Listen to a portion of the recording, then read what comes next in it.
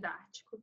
Pois bem, considerando aí que eu já bati papo com vocês, eu agradeço quem apareceu para mim e vamos dar sequência aí na nossa aula, porque é uma matéria que eu considero uma das mais interessantes, que é o processo penal, em especial alusão, obviamente, especial alusão aí fazendo, deixa eu só aqui, especial alusão fazendo aí comentários sobre prova, né? Até porque, obviamente, a função processual é convencer ou não o juiz.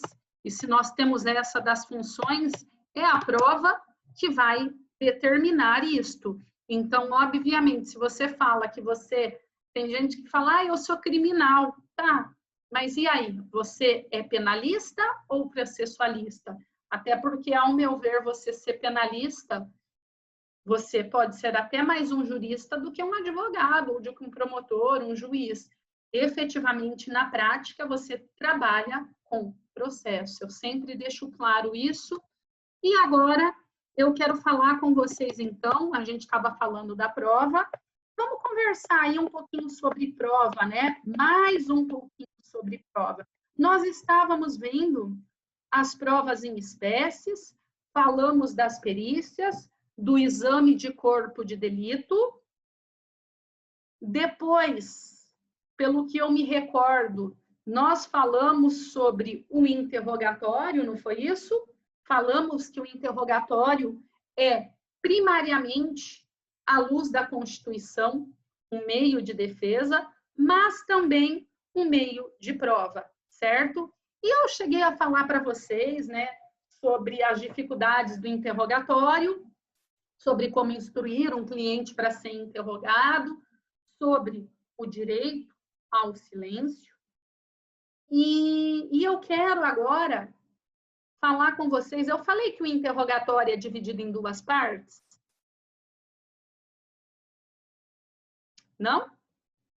O interrogatório, gente, é bem legal terem isso em mente, porque o interrogatório... Deixa eu me pôr aqui. Alguém me respondeu. Vamos ver. Não, ninguém respondeu o que eu perguntei. O interrogatório, ele é dividido em duas partes. E o que é legal saber sobre isso? Sobre isso, é legal saber que a primeira parte, o juiz faz perguntas quanto à pessoa propriamente dita e não quanto ao fato processual imputado. Como assim, Natália? Sim, a primeira parte do interrogatório, ele vai ser perguntado sobre a qualificação. Olhem, artigo 187, o interrogatório será constituído de duas partes. Uma sobre a pessoa do acusado e a segunda sobre os fatos. Na primeira parte, o interrogando será perguntado sobre sua residência, meios de vida ou profissão, oportunidades sociais, lugar onde exerce sua atividade, vida pregressa e ainda o juiz faz a pergunta sobre qualificação e etc. Olha, aqui serve até mesmo para identificar o réu. 2, pena. Pena. Aqui estão as circunstâncias judiciais. Lembram das circunstâncias judiciais? Aquelas dispostas no artigo 59 do Código Penal, no que tange a pena base? Sim, vamos lá. Oportunidade social, atividade, vida pregressa, profissão, aonde mora, outros dados familiares e sociais. Sim, culpabilidade, personalidade, conduta social, motivo do crime, circunstâncias do crime, dentre as circunstâncias judiciais que compõem a pena base, nós temos algumas de caráter objetivo e outras extremamente subjetivas. E qual é o momento que o juiz pode respondê-las? tendo por base um interrogatório. Tá? Olhem que interessante. O réu, ele tem direito ao silêncio no que tange aos fatos. Na primeira parte, ele é obrigado a responder. E é muito comum a gente falar para o cliente ficar em silêncio. E aí você fala para o réu, olha, permanece em silêncio. Aí a juíza fala, qual é seu nome? Silêncio. Quantos anos você tem? Silêncio. Já foi processado? Silêncio. Não. Então, saibam, isso é muito comum e eu gosto de orientar, já avisa para o cara ou para a mulher, está sendo interrogado, o juiz vai fazer perguntas de cunho pessoal e depois perguntas sobre os fatos. O silêncio você tem sobre a segunda parte. Nesta toada, também nada impede que você, quando o seu cliente se demonstrar um pouquinho mais devagar, que você suscite uma questão de ordem. Silêncio, uma questão de ordem. Vou começar a te interrogar uma questão de ordem. Pode explicar que na primeira parte ele tem o direito, não tem o direito ao silêncio, e a hora que começar a perguntar os fatos, falar que tem o direito ao silêncio? Porque eu estou vendo que é muito comum as pessoas se confundirem quanto a isso, e aí começa a responder o que não era para responder, porque é difícil saber o que é sobre o fato, o que não é para uma pessoa que nunca teve aula de processo penal, certo? Não tem problema nenhum você falar isso, você pedir esses esclarecimentos para o juiz, tá bom? Beleza? Ótimo. Agora, no que tange a segunda parte, olha que legal, o interrogatório ele tem um regramento. É verdadeira a acusação? Não sendo verdadeira, tem algum motivo para alguém te atribuir uma acusação falsa? Onde você estava quando a infração foi cometida, quando o crime foi cometido? Perguntar sobre as provas apuradas, se conhece vítimas e testemunhas, se tem alguma coisa contra elas, se conhece o instrumento que foi praticada a ação penal e todos os fatos pormenores, certo? Ao final, tem algo mais que possa acrescentar em sua defesa? Então, veja, o interrogatório ali para o juiz, há uma estrutura a ser feita no artigo 187, parágrafo 2º do Código Penal. Certo. Eu ainda considero que o nosso Código de Processo Penal, mesmo tendo essa alteração em 2003, eu ainda me perco um pouco, e aqui eu quero... Olha que legal, apareceu no computador. Sua conta precisa ser regularizada. Banco Bradesco. Detalhe, eu tenho conta na Caixa, no Banco do Brasil, no Santander e no Itaú. Eu nunca tive conta no Banco Bradesco. Estranho, né? Mas, enfim, vamos continuar. Outra coisa que eu quero falar com vocês é quando se coloca aqui que o interrogatório deve seguir essa estrutura trazida no 187, parágrafo 2º, me vem à luz que será que era o juiz que deve fazer essas perguntas? Ou será que, pelo sistema acusatório, o juiz nem deveria fazer pergunta? Afinal, o juiz não produz prova. Quem produz prova é MP ou querelante. Cabe à defesa a resistência defensiva.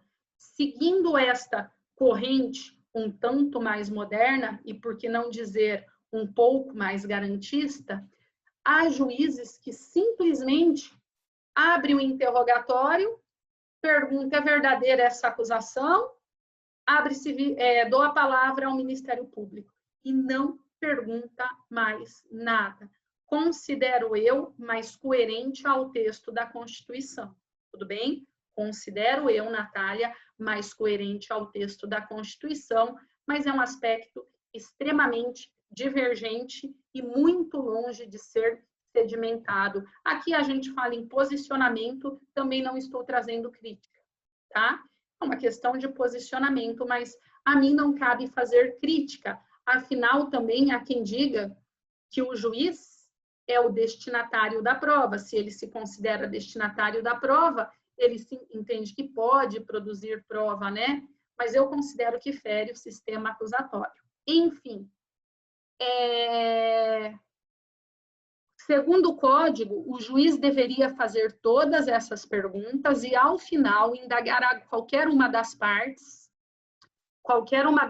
se há algum fato para ser esclarecido, certo? Mas eu digo, essa é uma posição mais legalista. O juiz pergunta tudo e fala, alguém quer esclarecer?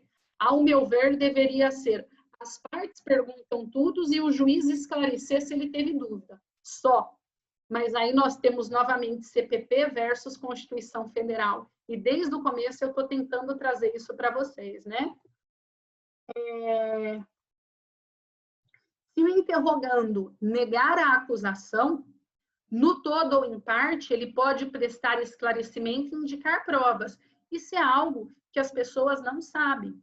E, normalmente, você pega um processo em andamento e aí o réu nega. Aí, nada impede que ele fale, ó, eu estava em tal local atualizando meu título de eleitor. Estava no fórum eleitoral. Então, nesse momento, o próprio réu pode indicar a prova, certo? Aí cabe a sua defesa técnica frisar, mas não tem problema algum. Outro, artigo 191. Havendo mais de um acusado, serão interrogados separadamente. Vejam, os réus são interrogados separadamente e as testemunhas também são inquiridas separadamente, certo? É a incomunicabilidade da prova oral. Tanto aos réus, um não pode estar presente no momento que o outro fala, e as testemunhas também vão ser inquiridas individualmente. Mas, óbvio, o réu tem o direito de ter ciência do que a testemunha falou. Se o interrogando não falar a língua nacional, deverá ser feito por intérprete. E artigo 196, eu acho importantíssimo. A todo tempo, o juiz poderá proceder novo interrogatório, de ofício ou fundamentado pelas partes. Tudo bem? Levando em consideração que a aula passada eu já falei de interrogatório, aqui hoje só estou complementando. Bola para frente. Agora, eu quero falar com vocês da confissão. O que é a confissão? A confissão é quando o acusado dá a anuência para o juízo de que a imputação ofertada contra ele é verdadeira, assumindo a autoria. Tudo bem? Ele assume a autoria da infração penal imputada. Assume a autoria da infração penal imputada. Detalhe. Artigo 197. Gente, olha isso, que legal. O valor da confissão se aferirá pelos critérios adotados para outros elementos de prova. E para sua apreciação, o juiz deverá confrontá-la com as demais provas do processo, verificando se entre ela e estas existe compatibilidade ou concordância. O artigo 197, para quem não prestou atenção, ele fala o seguinte: a confissão não é um elemento de prova absoluto. Legal, né? Nem mesmo a confissão se consubstancia em um elemento de prova absoluto. Por quê? Porque para que ela seja concebida como verdadeira, ela tem que ser confrontada perante outros elementos de prova e dali extrair compatibilidade ou concordância. Por quê? Porque pode ser que a pessoa esteja sendo, na linguagem do crime, empenhada a assumir a autoria de algo que não cometeu. E isto, digo eu, não é raro. Também não é comum, mas não é raro.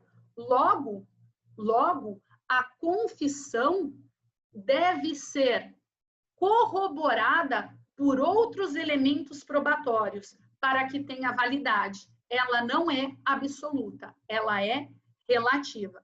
Tudo bem? Aqui outra coisa também que a gente tem que ler, artigo 198, comigo. Nós temos que ler, mas prestar atenção com a Constituição e a sua interpretação conforme a Constituição. Até aumentei, peço especial atento. O silêncio do acusado não importará a confissão.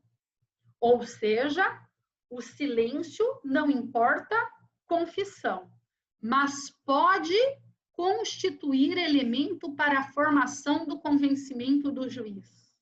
Gente, aqui é complicado, né? O que está dizendo o Código de Processo Penal? Que o silêncio não consubstancia confissão, mas ele pode influenciar o juiz no seu convencimento. Eu já vi uma decisão na minha vida em que o juiz escreveu isso. Ele falou assim: se a ré fosse inocente, quando foi interrogada perante a autoridade policial, não teria se calado, mas sim exercido sua autodefesa positiva. Falo com vocês como gente grande. Vocês têm a obrigação de entender o que eu estou falando, certo? Interrogatório extrajudicial perante a autoridade policial, a ré permaneceu em silêncio. E o juiz aplicou o 198. O silêncio não é confissão, mas se ela fosse inocente, teria negado. Gente, considero eu esse dispositivo um pouquinho difícil, né? Um pouquinho difícil, porque ele não deixa de utilizar o silêncio contra o réu. Logo, fazendo alusão à Constituição Federal, vejam, a Constituição Federal, em especial atento, artigo 5º, 63, o preso será informado de seus direitos, entre os quais de permanecer calado. Se você tem o direito de permanecer calado e você usar isso como elemento de convencimento, se ele fosse inocente, ele teria dito, você está usando o silêncio contra ele. Então, vejam, considero eu o Código de Processo Penal, nesta segunda parte, que o silêncio não é confissão, mas pode convencer o juiz da condenação, inconstitucional. Por quê? Porque o artigo 5º, 63 da Constituição deve ser interpretado extensivamente. Isto é posicionamento hoje majoritário, tá? Vamos lá? Outra pergunta. A confissão pode ser feita fora do interrogatório? A confissão pode ser feita fora do interrogatório? Sim. Sim. Você pode confessar fora do momento correto, o momento devido. Qual é o momento? O interrogatório. Mas você pode confessar fora do interrogatório? Sim. Mas deve ser tomado nos autos por termo, certo? O que isso quer dizer? Deve ser levado aos autos por termo. Como você faz, por exemplo? Às vezes, meu cliente quer confessar, ou eu sou chamada no final do processo, eu olho aquela salada, né? Nem eu acreditei na abobrinha que o cara falou. A autoria está clara. Confessa. Faz uma confissão por escrito, a termo, termo por escrito e leve aos autos. Não tem problema nenhum. Eu também, por uma questão de boa-fé, eu levo a confissão por termo escrito, de próprio punho pelo réu, eu peço para ele fazer de próprio punho, e, se for o caso, eu falo que ele está disposto a ser reinterrogado, caso o juiz queira algum outro esclarecimento, e faço alusão ao 196. Que aduz que a todo momento pode haver um novo interrogatório. Outro detalhe que eu quero trazer para vocês detalhe, a confissão é ato, isto não está no código, mas é pacífico. Ela é ato individual. Hoje, uma cliente minha me ligou desesperada. Por quê? Ela é acusada de cometer alguns crimes junto com um homem. E aí ela falou para mim, mas, doutora Natália, o que faço? Porque eu não quero falar dele. Eu tenho medo dele. Mas eu quero falar a verdade. Aí eu falei, olha, nos crimes que você participou, tudo bem, você fala a verdade. Mas nos que você não participou, nós não vamos, você vai negar. Daí ela falou, mas como eu vou falar? Porque ele estava comigo. Gente, eu virei para ele e falei, sem pânico. Eu tenho medo. E lógico que tem que ter medo, porque nós temos um Código de Processo Penal, mas nós temos, por via oblíqua e indireta, a lei do crime. E a lei do crime é uma lei totalmente temerosa, por assim dizer, temerosa, porque há consequência. Por exemplo, se a pessoa cagueta o outro, ela vai ter que ficar no seguro, num ambiente fechado, e aí o nome prático vai tirar cadeia no escuro, não vai ter direito a pátio, vai ter que ficar num lugar fechado, mais escuro, com várias restrições. Isso é muito complicado. Nesta toada, o que eu falei para ela? Falei assim, olha, fale para a juíza que você quer confessar individualmente o que você praticou. E que você confessa que o que você fez foi isso, aquilo e aquilo. A hora que perguntar, mas você estava com fulano? Você fala, silêncio, eu me reservo ao silêncio. Eu não quero trazer terceiros. A minha confissão é pessoal. Tudo bem? Tudo bem? Nada impede que a confissão seja pessoal. Ah, mas eu posso falar de terceiro? Não tem problema nenhum. E o que eu sempre brinco com os meus clientes você pode, mas você está ganhando o que com isso? Olha, vamos lá. Hoje existem diversos benefícios para quem colabora. Agora, você vai colocar em risco a tua integridade física, o risco de ser preso e tirar uma perna no seguro, e aí você vai ganhar o quê com isso? Alguém vai te proteger? Não. O que você está ganhando com isso? Nada. Então, pense bem, certo? Certo, mas saibam, basta que na confissão você assuma a autoria do que você efetivamente praticou. Pessoal, confissão não se confunde com delação. Bastante que você assuma a autoria dos fatos que você praticou, pessoal, e nada mais. Outra coisa, a confissão será divisível. Como assim? Nada impede que você esteja sendo acusado, por exemplo, por 3 crimes. Você confesse um e negue o outro. A confissão também pode ser, olhem aí, parcial. Eu assumo o homicídio, mas nego a qualificadora. Então, pode ser divisível, pode ser parcial. E outra coisa, a confissão poderá ser retratável. Nada impede que você confesse e depois se retrate, ou negue e depois se retrate. Tudo bem? Retratável. Uma outra coisa que eu quero falar é que ainda existe uma outra modalidade de confissão que chama confissão qualificada. O que é a confissão qualificada? A confissão qualificada é quando você confessa, mas você dá um plus.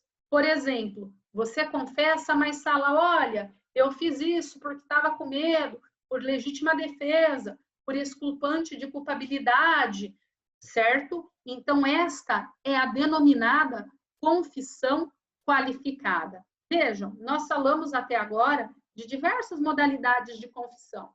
Nós falamos da confissão pessoal, que ela não se confunde com delação. Nós falamos da confissão qualificada, nós falamos da confissão parcial. E aí, a grande pergunta é, vocês lembram, no direito penal, qual a vantagem da confissão?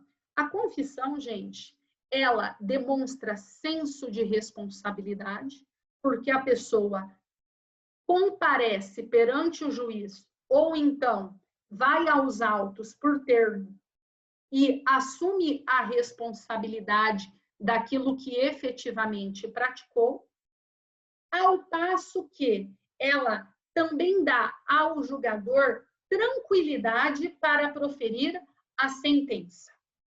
No caso, condenatória, dá tranquilidade para que o juiz prolate uma sentença. Ponto. Ponto. Assim sendo, a confissão é uma atenuante de pena. Na segunda fase da dosimetria, uma atenuante de pena. Lembro a vocês, tudo bem? Artigo 65 do Código Penal. Detalhe. E aqui eu preciso de um detalhe.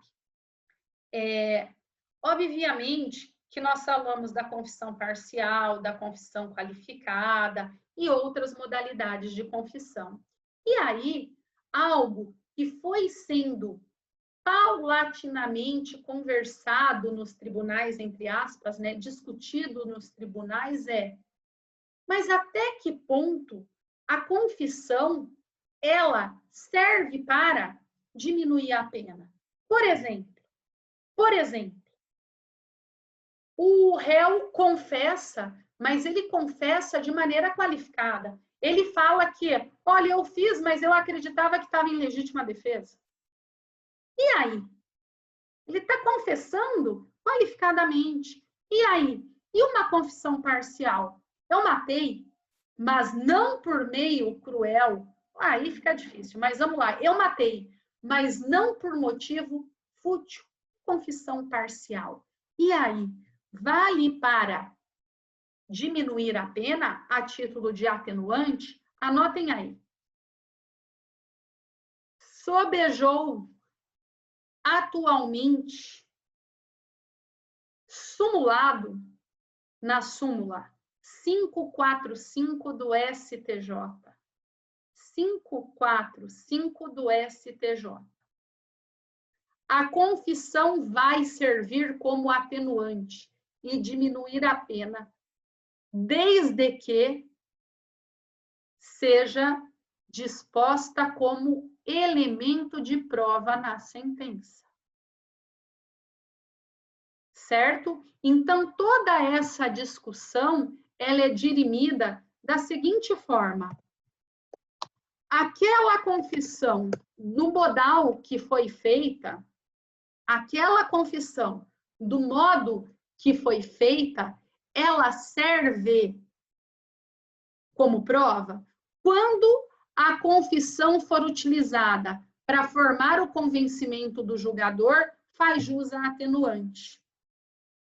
Ou seja, se for uma confissão totalmente qualificada e não tiver nada a ver com o convencimento do julgador, não é atenuante. Se for uma confissão parcial e não tiver nada a ver como prova para formar o convencimento, elemento de convicção do julgador, não faz jus a atenuante. Então, a resposta não é se é parcial. A parcial pode atenuar a pena?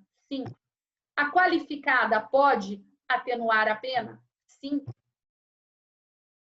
A divisível pode atenuar a pena até o limite da onde ela confessou fato A, pode atenuar do fato B, no fato A. Óbvio que no fato B não. Réu praticou 2 surtos. Ele confessa o fato A e nega o B. Fato A atenua, fato B não. Mas vejam, a discussão não é se é parcial, a discussão não é se é qualificada, a discussão é, no caso concreto, tal como ela foi ofertada, serviu para o julgador proferir a sua decisão como elemento de prova? É elemento de convicção? Se a resposta for sim, é obrigatória a incidência da confissão, lembrando vocês que ela diminui nunca abaixo do mínimo, né? A confissão como atenuante, nunca aquém do mínimo. Tudo bem, gente? Beleza? Ótimo. Então, vamos lá. Terminamos aqui sobre confissão. Agora, para a gente já entrar no outro meio de prova, eu vou... Olha, até falou aqui. Eu vou dar fim nessa tela, a gente inicia uma nova reunião, tá bom? Esperando vocês na nova reunião. Só um minutinho.